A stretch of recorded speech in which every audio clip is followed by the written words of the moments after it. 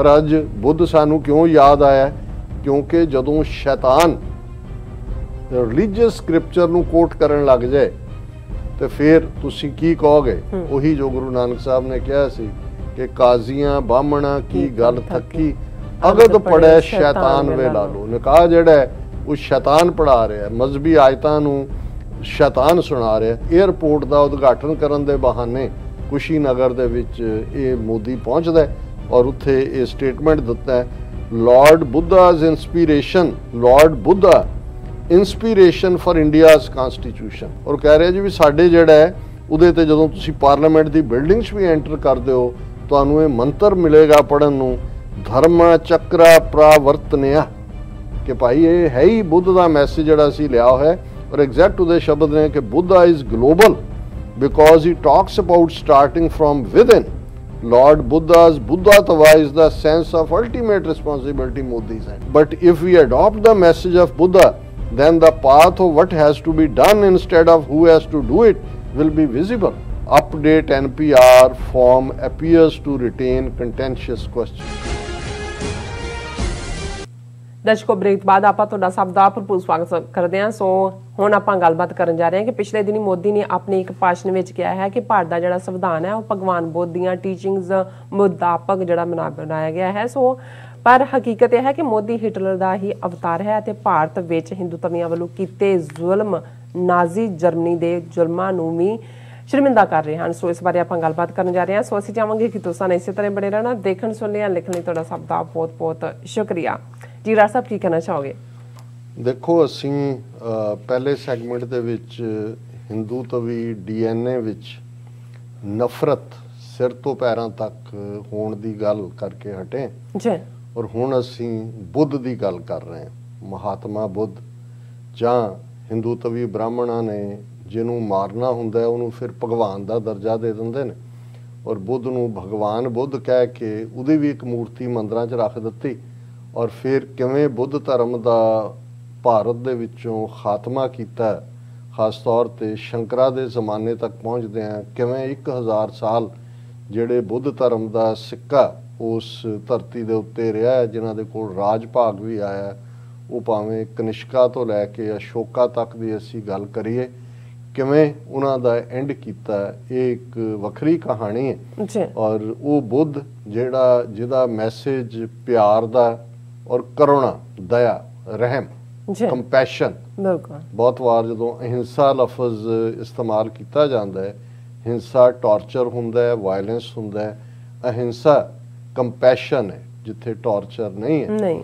और जिन्हों इन्हां ब्राह्मणवादियां ने जदों एन बुद्ध धर्म नूं शास्त्र और शस्त्र दो हथियार, शास्त्र है डॉक्ट्रीन जिहदे राहीं बुद्ध की मूर्ति बना के मंदिर च रख लई, उन्होंने भगवान बना दिता है।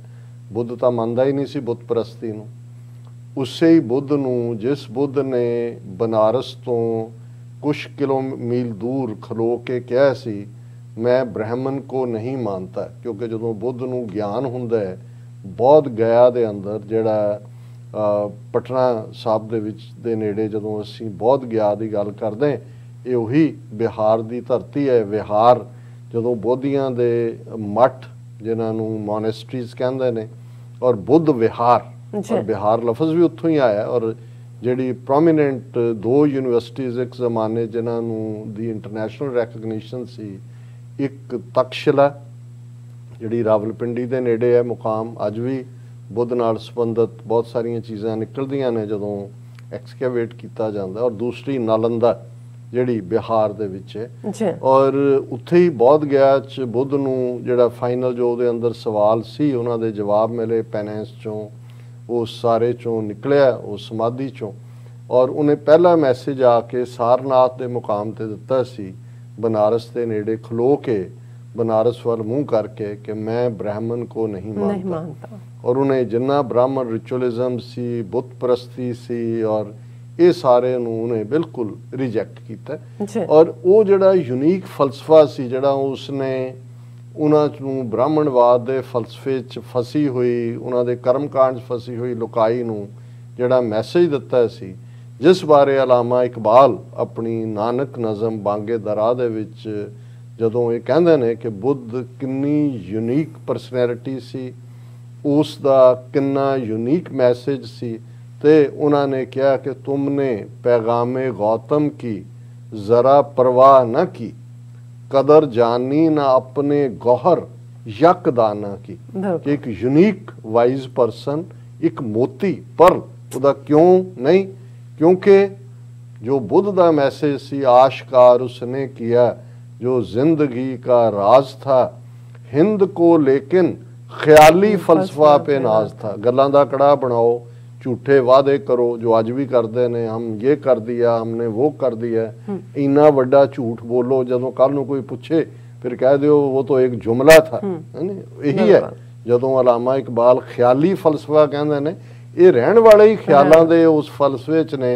हिंद को लेकिन ख्याली फलसफा पे नाज था, शमाए हक से जो मुनव्वर हो, ये वो महफिल न थी, बारिशे रहमत हुई लेकिन जमी काबिल न थी। कि भी ये तां उस किस्म दे शमाए हक दी गल इन्हां नूं कित्थों डाइजैस्ट हो सकदी है? तां बेस ही बुचरी दे उत्ते है। जदों एक पासे इन्हां ने कास्ट सिस्टम बनाया, इस तो बदतर इंस्टीट्यूशन ह्यूमन हिस्टरी च सिस्टम कोई नहीं। और 4000 साल बाद भी ਜਿਹੜੇ ਲੋਕ ਈਵਨ ਇਹਨਾਂ ਚੋਂ ਨਿਕਲ ਕੇ ਮੁਸਲਮਾਨ ਜਾਂ ਸਿੱਖ ਜਾਂ ਬੋਧੀ ਜਾਂ ਜੈਨੀ ਵੀ ਬਣ ਗਏ, ਕਿੰਨੀ ਕਰਸਟ ਇਹ ਇੱਕ ਆਈਡੀਓਲੋਜੀ ਹੈ। ਉਹਦੇ 'ਚ ਅੱਜ ਵੀ ਉਹਦੇ ਤੁਸੀਂ ਰੈਮਨੈਂਟ ਦੇਖਦੇ ਹੋ, ਕਾਸਟ ਸਿਸਟਮ ਦਾ ਪ੍ਰਭਾਵ ਦੇਖਦੇ ਹੋ।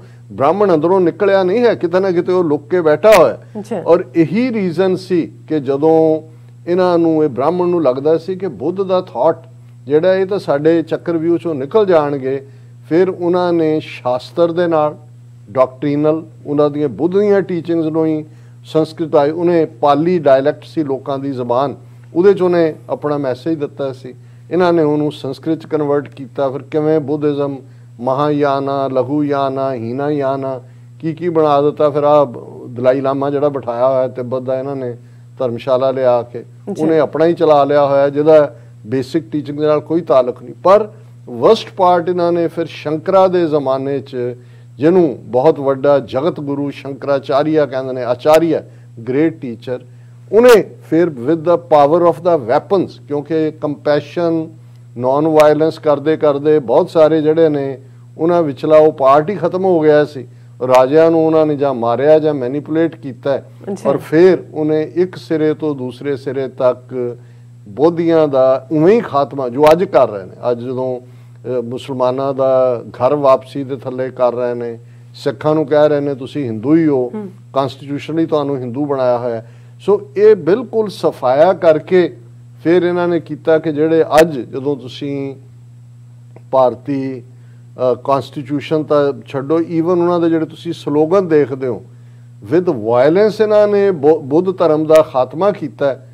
ਤੇ ਉਹਦਾ ਜਿਹੜਾ ਸਲੋਗਨ ਸੀ ਉਹਨੂੰ ਇੰਡੀਪੈਂਡੈਂਟ ਇੰਡੀਆ ਦੇ ਵਿੱਚ ਆਪਣਾ ਸਲੋਗਨ ਬਣਾ ਲਿਆ, ਅਹਿੰਸਾ ਪਰਮੋ ਧਰਮ। ਗਾਂਧੀ ਨਾਲ ਵਾਸਤਾ ਕਰਤਾ ਜੀ, ਗਾਂਧੀ ਨੇ ਇਹ ਅਹਿੰਸਾ ਪਰਮੋ ਧਰਮਾ ਲਫ਼ਜ਼ ਹੀ ਪਾਲੀ ਡਾਇਲੈਕਟ ਦੇ ਵਿੱਚ ਬੁੱਧ ਦਾ ਹੀ ਇਹ ਸੀ ਕਿ ਭਾਈ ਜੇ ਤੁਹਾਡੇ 'ਚ ਕੰਪੈਸ਼ਨ ਨਹੀਂ, ਰਹਿਮ, ਜੇ ਤੁਹਾਡੇ 'ਚ ਰਹਿਮ ਨੇ, ਜੇ ਬਾਕੀ ਸਾਰੇ ਤੁਹਾਡੇ ਰਿਚੁਅਲ ਨੇ, ਹਰ ਮਜ਼ਹਬ ਦਾ, ਜਦੋਂ ਗੁਰੂ ਸਾਹਿਬ ਨੇ ਵੀ ਫਰਮਾਇਆ ਕਿ ਇਹ ਜਿਹੜੀ ਦਇਆ, ਕਿ ਦਇਆ ਬੇਸ ਹੈ। ਬਾਹਮਣ ਨੂੰ ਜਦੋਂ ਚੈਲੰਜ ਕੀਤਾ ਸੀ ਵੀ ਤੂੰ ਕਿਹੜਾ ਇਹ ਜਨੇਊ ਪਾਇਆ ਹੋਇਆ ਅੱਟ ਜਿਹੜਾ ਉਹਦਾ ਧਾਗੇ ਦਾ ਔਰ ਬੰਨਿਆ ਹੋਇਆ, ਵੀ ਤੂੰ ਤਾਂ ਵਿਦਆਊਟ ਕੰਪੈਸ਼ਨ ਹੈ, ਦਇਆ ਸੰਤੋਖ। ਹੁਣ ਦਇਆ ਜਿਹੜੀ, ਦਇਆ ਕਪਾ ਸੰਤੋਖ ਸੂਤ, ਜਤ ਗੰਢੀ ਸਤ ਵਟ, ਇਹ ਜਨੇਊ ਜੀ ਕਾ ਹੈ ਹੀ ਤਾਂ ਪਾਂਡੇ ਘੱਤ, ਨਾ ਇਹ ਟੁੱਟੈ ਨਾ ਮਲ ਲਾਗੈ, ਨਾ ਇਹ ਜਲੈ ਨਾ ਜਾਏ, ਧਨ ਸੋ ਮਾਨਸ ਨਾਨਕਾ ਜੋ ਗੱਲ ਚੱਲੇ ਪਾਏ। ਕਿ ਭਾਈ ਇਹ ਜਨੇਊ ਦਾ ਤਾਂ ਫਾਇਦਾ ਸੀ ਕਿ ਤੇਰੇ ਤੂੰ ਕਪਾ ਦਇਆ ਦੀ ਬਣਾਈ ਹੁੰਦੀ, ਕੰਪੈਸ਼ਨ ਦੀ, ਰਹਿਮ ਦੀ, ਸੰਤੋਖ, ਤੇਰੇ ਅੰਦਰ ਇੱਕ ਸੰਤੋਖ ਹੁੰਦਾ, ਇੱਕ ਜਿਹੜੀ ਹੈ ਕੰਟੈਂਸ਼ਨ ਹੁੰਦੀ ਹੈ, ਮਨ ਡਿਜ਼ਾਇਰਸ ਨੂੰ ਕਾਬੂ ਕੀਤਾ ਹੁੰਦਾ। ਔਰ ਜਤ ਜਿਹੜਾ ਕੰਟਰੋਲ ਹੈ ਓਵਰ ਦਾ ਗਿਆਨ ਇੰਦਰੀਆਂ ਦੇ ਔਰ ਕਰਮ ਇੰਦਰੀਆਂ ਦੇ, ਉਹ ਤੇਰੇ ਹੁੰਦਾ। ਔਰ ਸੱਚ ਦੇ ਵੱਟ ਚਾੜੇ ਹੁੰਦੇ, ਫਿਰ ਤੇਰੇ ਜੀਵਨ 'ਚ ਸੱਚ ਹੁੰਦਾ। ਉਹ ਜਨਾਊ ਜੇ ਹੈ ਪੰਡਿਆ ਤੇ ਮੈਨੂੰ ਪਾ ਤੇਰੇ ਕੋਲ ਹੈ ਨਹੀਂ ਹੈ। ਹੁਣ ਇਹਨਾਂ ਨੇ ਉਸ ਸਾਰੇ ਨੂੰ, ਔਰ ਪਹਿਲਾਂ ਤਾਂ ਇਹ ਔਰ ਕਿਉਂਕਿ ਬ੍ਰਾਹਮਣਵਾਦ ਦੀ ਆਈਡੀਓਲੋਜੀ ਮਬਨੀ ਝੂਠ ਦੇ ਉੱਤੇ ਹੈ, ਕੂੜ ਤੇ ਹੈ, ਪਰ ਇਹਨਾਂ ਦਾ ਨਾਰਾ ਤੁਸੀਂ ਦੇਖੋਗੇ ਉਹਨਾਂ ਦੇ ਪਿੱਛੇ ਚੱਕਰ ਦੇ ਉੱਤੇ ਚੱਕਰ ਵੀ ਹੈ ਕਿ ਜੀ ਬੁੱਧ ਦਾ ਚੱਕਰ ਅਸੀਂ ਲਿਆ ਔਰ ਉਹਨਾਂ ਦਾ ਸਤਿਅਮੇਵ ਜਾਇਤੇ, ਹਕੀਕਤ ਕੂੜ ਫਿਰੇ ਪ੍ਰਧਾਨ ਮੇਰਾ, ਝੂਠ ਦੇ ਉੱਤੇ ਖੜਾ ਹੈ। ਤੁਸੀਂ ਕਹੋ ਜੀ ਅਸੀਂ ਸੱਚੇ ਹਾਂ, ਪਰ ਅੱਜ ਬੁੱਧ ਸਾਨੂੰ ਕਿਉਂ ਯਾਦ ਆਇਆ? ਕਿਉਂਕਿ ਜਦੋਂ ਸ਼ੈਤਾਨ ਰਿਲੀਜੀਅਸ ਸਕ੍ਰਿਪਚਰ ਨੂੰ ਕੋਟ ਕਰਨ ਲੱਗ ਜਾਏ ਤੇ ਫਿਰ ਤੁਸੀਂ ਕੀ ਕਹੋਗੇ? ਉਹੀ ਜੋ ਗੁਰੂ ਨਾਨਕ ਸਾਹਿਬ ਨੇ ਕਿਹਾ ਸੀ ਕਿ ਕਾਜ਼ੀਆਂ ਬਾਹਮਣਾ ਕੀ ਗੱਲ ਥੱਕੀ, ਅਗਦ ਪੜੈ ਸ਼ੈਤਾਨ ਵੇ ਲਾ ਲੋ। ਨਿਕਾਹ ਜਿਹੜਾ ਹੈ ਉਹ ਸ਼ੈਤਾਨ ਪੜਾ ਰਿਹਾ, ਮਜ਼ਹਬੀ ਆਇਤਾਂ ਨੂੰ ਸ਼ੈਤਾਨ ਸੁਣਾ ਰਿਹਾ। ਹੁਣ ਇਹ ਨਾਜ਼ੀ ਹਿਟਲਰ ਦਾ ਅਵਤਾਰ, ਕਿਉਂਕਿ ਇਨਕਾਰਨੇਸ਼ਨ 'ਚ ਬ੍ਰਾਹਮਣ ਯਕੀਨ ਰੱਖਦੇ ਨੇ, ਸੋ ਇਨਕਾ ਹਿਟਲਰ ਜੇ ਮਰਿਆ ਜਿੱਦਾਂ ਦੇ ਉਹਨੇ ਜ਼ੁਲਮ ਕੀਤੇ, ਉਹਨੂੰ ਲੱਗਾ ਵੀ ਮੈਂ ਅਜੇ ਆਪਣਾ ਮੁਕੰਮਲ ਮੇਰਾ ਜ਼ੁਲਮ ਦਾ ਚੱਕਰ ਨਹੀਂ ਚੱਲਿਆ, ਤੇ ਉਹਨੇ ਮੋਦੀ ਦੇ ਰੂਪ ਦੇ ਵਿੱਚ ਅਵਤਾਰ ਧਾਰਿਆ।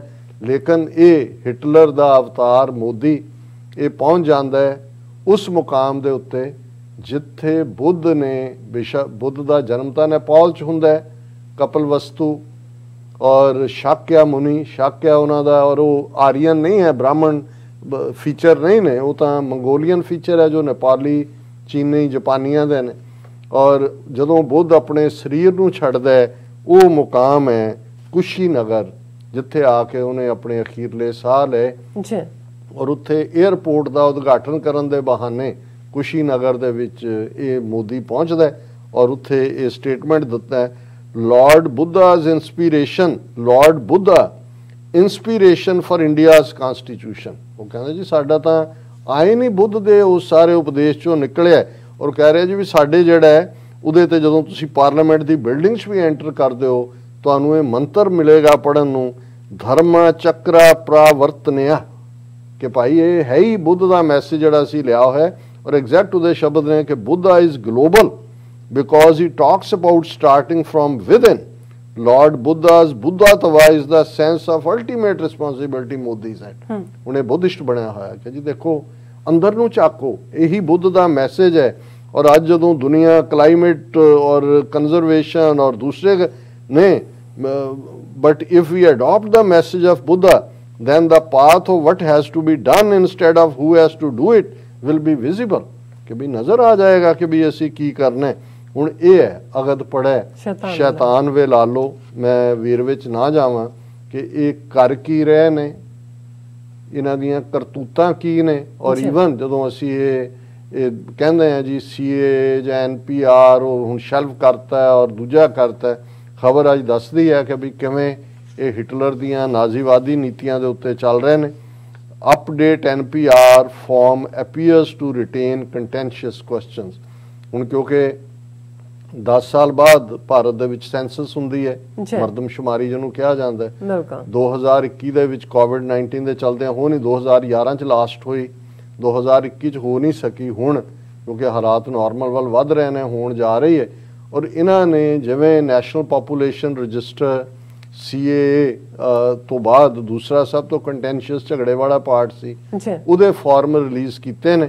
ਔਰ ਉਹਦੇ 'ਚ ਉਹਨਾਂ ਨੇ ਕਿਹਾ ਕਿ ਵੀ ਜਿਹੜੇ 14 ਪੈਰਾਮੀਟਰ ਇਸ ਫਾਰਮ ਦੇ ਵਿੱਚ ਨੇ, ਜਿਹਦੇ 'ਚ ਮਦਰ ਟੰਗ ਤੁਹਾਡੀ ਮਾਦਰੀ ਜ਼ਬਾਨ ਕੀ ਹੈ, place of birth of father and mother, ਇੱਕ ਤਾਂ ਤੁਹਾਡਾ ਪਲੇਸ ਆਫ ਬਰਥ ਹੈ, ਤੁਸੀਂ ਸਿਟੀਜ਼ਨ ਤਾਂ ਤੁਸੀਂ ਕਿੱਥੇ ਜੰਮੇ ਹੋ ਉਹਦੇ ਤੇ ਹੁੰਦਾ। ਅਮਰੀਕਾ 'ਚ ਥੋੜ੍ਹੀ ਹੁੰਦਾ ਵੀ ਤੁਹਾਡੇ ਮਾਪਿਓ ਕਿੱਥੇ ਜੰਮੇ ਸੀ। ਲੇਕਿਨ ਕਿਉਂਕਿ ਇਹਨਾਂ ਨੇ ਉਹਨਾਂ ਨੂੰ ਮੁਸਲਮਾਨ ਬਣਾਉਣਾ ਹੈ, ਬੰਗਾਲੀ ਬਣਾਉਣਾ ਹੈ, ਪਾਕਿਸਤਾਨੀ ਬਣਾਉਣਾ ਹੈ, ਬਾਹਰ ਕੱਢਣਾ ਹੈ। And mother and last place of residence, ਕਿ ਅਖੀਰ 'ਚ ਪਹਿਲਾਂ ਤੁਸੀਂ ਕਿੱਥੇ ਰਹੇ। ਇਹ ਉਸ ਰਜਿਸਟਰ ਜਨਰਲ ਆਫ ਇੰਡੀਆ ਨੇ ਡਿਸਟ੍ਰਿਕਟ ਸੈਂਸਸ ਆਫਿਸਰਸ ਨੂੰ ਜਿਹੜੇ ਫਾਰਮ ਭੇਜੇ ਨੇ, ਉਹਨਾਂ ਦੇ ਵਿੱਚ ਇਹ ਸਾਰੇ ਕਾਲਮ ਨੇ।